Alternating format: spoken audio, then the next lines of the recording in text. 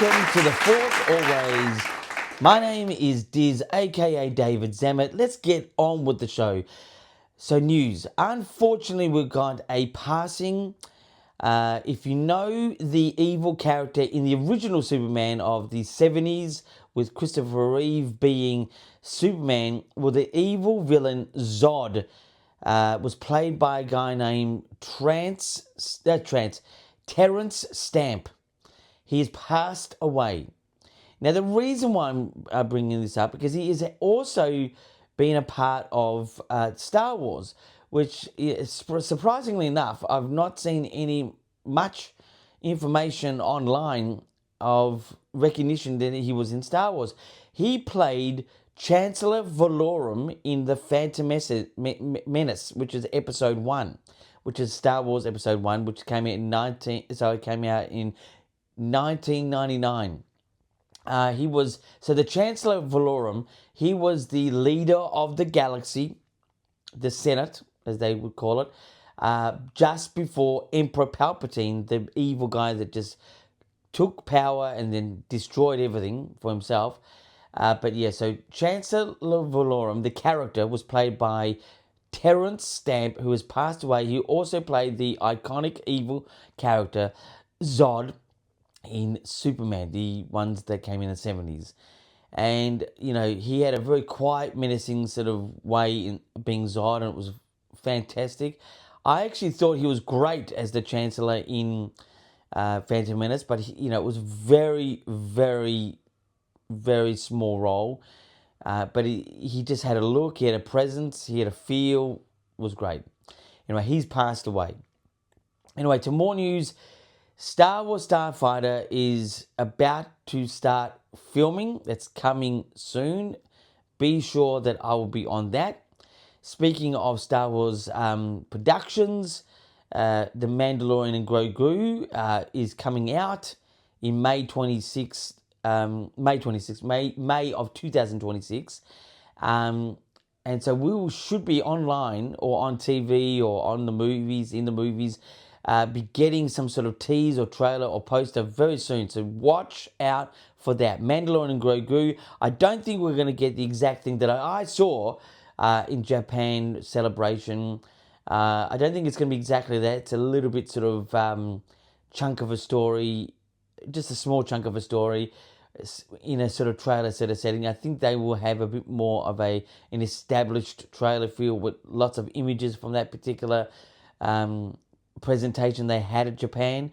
But I will let you know and confirm yes or no what it was that we all see, if it was the one at Japan and or stuff like that. That should be on its way really, really soon.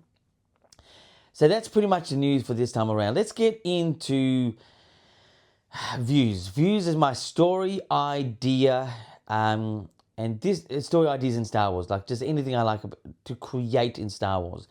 As I do, I must say again, I accept Star Wars for what it is. This story has been given. I think it's it's good. It's fine. I'm not going to debate it. We all have story ideas. But this particular story idea is something that's not exactly mine, but I just would have thought it would have been absolutely great.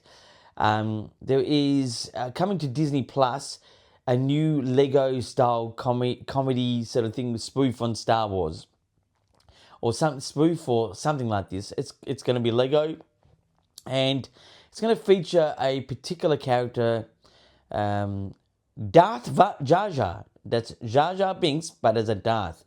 This really came to fruition about just under 10 years ago by, I think, fans online saying this would be a great idea. And I thought it was a great idea.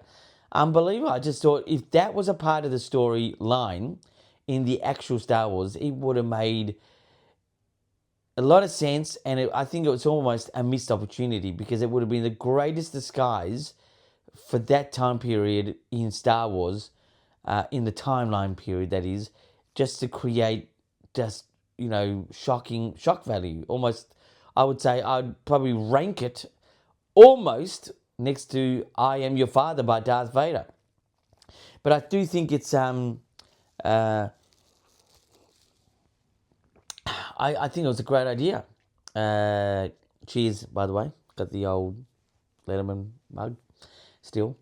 Yeah, so that's coming to Disney Plus soon. It's a Lego sort of Star Wars, and it is going to also have another character that it's a big Star Wars fan favorite.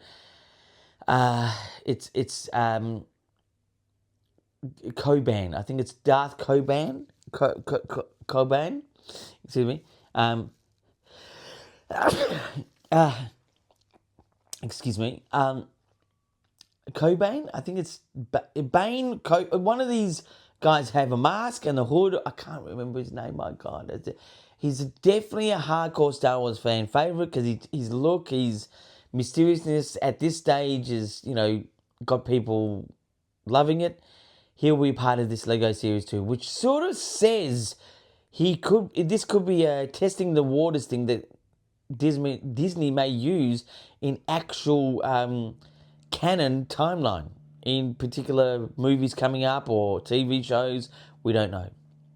Anyway, that's my story idea. Having Jar Jar Binks as a Darth Jar Jar is one of the greatest ideas. And I must also extend, I was definitely not one of these guys that hated Jar Jar like everyone did.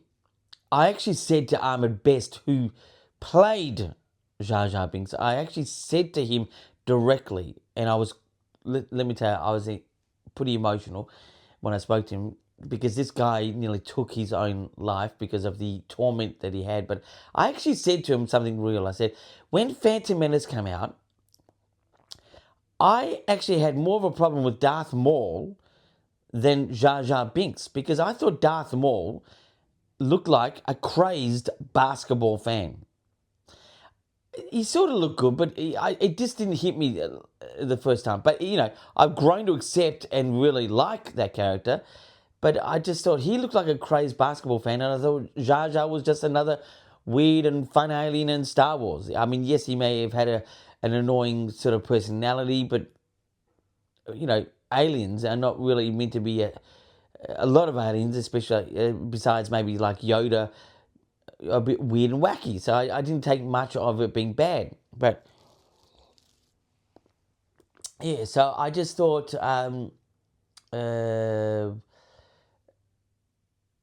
Jar Jar Binks was good. It's fine. Darth Maul in the beginning I thought was like, what the hell is this? But anyway, it all worked out and that's it. So now let's get into reviews. It's not Kool-Aid this time. That one goes out to Michael and Werribee South.